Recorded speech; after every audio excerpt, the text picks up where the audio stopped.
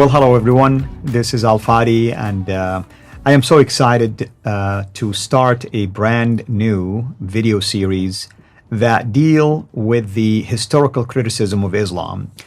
And obviously, whenever I mention the word historical criticism, I am certain that many of you think usually of Dr. J. Smith, and you are absolutely correct, because with me here in studio right now, who will work on unpacking a number of issues related to the historical criticism of Islam, is no other than our dear brother, Dr. J. Smith. Now, the reason why we wanted to do something related to that and really putting it all together, technically speaking, that's the way we want to call it, is that many of you have been commenting on his channel and even sometimes on my channel, asking us to put all of these different series and all of the wealth of information that has been shared with you concerning the standard Islamic narrative and the many problems in there, in a way, in a series that simplifies all of that at least, and maybe follow a logical order, if you wish. And that's why we are going to do this particular series. And as I mentioned, with us here in studio to unpack all of that is our dear brother, Dr. J. Smith. Dr. J, thank you so much as always, and it's a pleasure to work with you, especially on a topic like this that is becoming worldwide really popular, if you wish, and many times people are relying on this information, believe it or not, to now counter the Islamic argument. But here is the other positive things. I'm receiving a lot of messages from Muslims who left Islam on account of things like this. Yeah, and I think this is important that we do a overall wrap-up. This is what, 2022. What and where are we going with this material? What have we found up to this point? Looking at the comments, and listen, we are looking at the comments. I have been looking at the comments on mine and also on Al Fadi's site. I've been doing that purposely so that we can see what you're saying. And what you're saying is an understandable problem, and that is there's just too much material. We're getting all the stuff coming out from the Sin Sifters, from Thomas Alexander, from Mel, from Odin. We're getting an awful lot of new stuff that's coming in from Murad and Lloyd and Peter and Joe.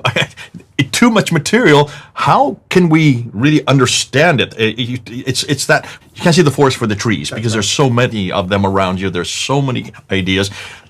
Conflicting ideas. I mean, we have this new debate that's happening within the Sin Sifters between Thomas Alexander and Mel concerning the Dome of the Rock. That's right. Yeah. And so what we've decided, Al Fadi and I, is to come together and try to look at, looking down from above, what we're really saying, what we think really happened, why each one of these categories is important, and how they all fit together. So this is kind of an overview. And we're going to cover 4 areas. Right. And I think the areas, if I may jump here, has to do with the problem of the sources. Yeah, and why is that important? Well, I mean, because many times we've emphasized the fact that you have sources that Muslims rely on that are later sources. Later. You know, you're missing eyewitness accounts sometimes. Sources that do not collaborate at least the 7th century rise of Islam, or the 7th century existence of a man by the name of Muhammad, or the 7th century the existence of a preserved complete Quran. I mean, there's so many things when it comes to the sources, and that's, I think, some of the stuff that you will be unpacking for us also in this particular series. Yeah. And I will say one thing also to the audience. One of the problems that I have had coming here into the studio with Al Fadi is that I do the lion's share of the speaking, and a number of you have complained, Jay, shut up, we want to hear Al Fadi speak more, and that's understandable. What people don't realize is I'm invited into the studio to introduce the new research. Al Fadi is hearing it for the first time, much of this. So that's why he has to listen. But what I want to do this time around is I want you to speak more, because I'm tired of people telling me to shut up all the time. So I'm going to make sure you're on the hot seat. I'm going to make sure you are responding, because you've now heard everything that we're going to be introducing. Exactly. You have now heard. And I want to see what you say, because you are from this area. This is your land. We're going to be talking about Mecca. This is your background. We're going to be talking about Islam. You were a Muslim. This was your prophet. We're going to be talking about Muhammad. And we're also going to be talking about the sources. Because you have been brought up believing, from your background, you've always been told that there was a man named Muhammad who received a book called the Quran between 610 and 632, who lived in a place called Mecca in the 7th century, well, from 570 up to 632. So end of the 6th century, moving into the 7th century. This is what you have been brought up with. This is everything you've known. This is everything all of us have known. Why is it you trusted it, and why is it we have always trusted it? That's why we need to start with the sources. Correct. Now, in your background, you didn't have a choice to... That is true. And it's kind of interesting you mentioned that, because you cannot really dare to question things like this when you are basically a Muslim, or at least live in an Islamic context. And even if, let's use today, there is a lot of young Muslims who are definitely taking note of these kind of discoveries and these kind of shows, but they still hesitate to expose their openness to the fact that there is a problem in our narrative. And that's really what this boils down to. I mean, speaking of narrative, I mean, June 8th is what is labeled as the holes in the narrative. Holes in the narrative. The standard Islamic narrative, holes in the standard Islamic narrative. We're going to be talking about that. Which is Yasser Qadi, and his incident with Muhammad Hijab.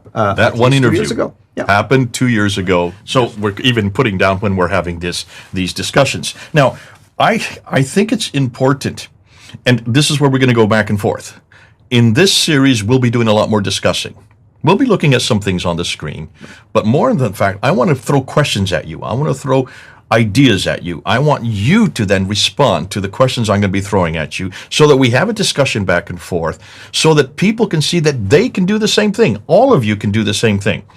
Everything that we'll be discussing today, I'm hoping you will be doing that with your Muslim friends, or you Muslims are discussing this in your mosques, or with your family, or with your fellow Muslims. You need to ask these kind of questions, because almost everything we're going to be talking about covers 4 distinct areas. The first we've talked about, and that's the sources. Right. And then we have the problem with Mecca.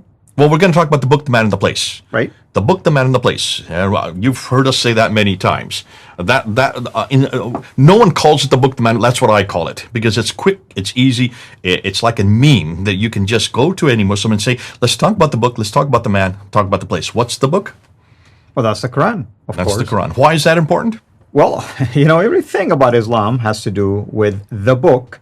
And of course, you can separate the book from the man, by the way. And you can separate the book, the man, from the place. All of it work together. But the book, of course, is allegedly a revelation from God. It's a continuation of prophecies that came in the Old Testament and the New Testament. So it ties itself to the Bible.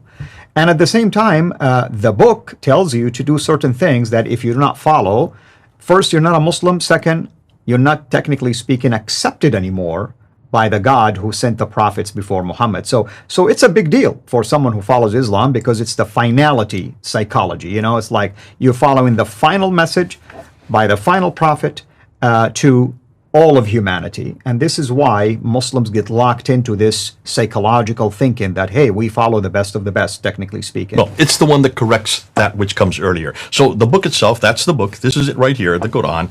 This is the book that corrects that they could consider which comes before, which has been corrupted, and it abrogates that which comes before. That's why we're going to confront this. But we're going to put this at the very end. Though we say the book, the man, and the place, I'm actually going to flip it.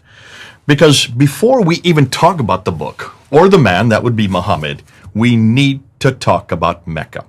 Mecca is what we're going to go with first. Now, why Mecca? Because the book and the man all take place in one area. And the standard Islamic narrative, we're going to be defining that next. When we get to the standard Islamic narrative, we're going to see that that man lived in a place called the Hijaz. That's where Mecca and Medina are, the central part of Arabia, towards the western coast. Not on the coast, but inland a little bit. That's where you grew up. You grew up in that area. You're from that area. This is your native environment. This is your native area. That's why I want you to talk about it. Absolutely. And I want to add, you mentioned Mecca. To me, Mecca means 2 important things: the birthplace of Muhammad and the direction of the Qibla. And you can see why we have a lot of problems with those. Well, it goes way deeper than that. This is where Adam and Eve lived. This is where Abraham lived in 1900 BC. This is For where a Muslim, Muhammad is a big deal, and the Qibla is a big deal. This is where all the trade routes went through. This is the beginning. This is where all the prophets were buried. Every 300 prophets were buried. Which we did a show on that, yeah. So this is why Mecca is huge. Because for a Muslim, Mecca is the center of history. Mecca is the center of the world. That huge clock tower that they have built, it's going to be the center of time. And that's why we're going to start with Mecca. But before we do that, we need to talk about the standard Islamic narrative. Absolutely. We need to see what is it and where is it Muslims are coming from. And that will be the next episode. Wonderful. Thank you so much for sharing that. Again, everyone, hopefully you will be enjoying this series. And as we mentioned, there are 4 problems that we will be unpacking in this series. To be honest, we don't even know how many videos we will be able to produce out of this, but it's going to be a lot. So we're going to talk about the problem of the sources, the problem of Mecca, the problem of early Islam / the man, which is Muhammad, and then the problem with the book, and that's the Quran.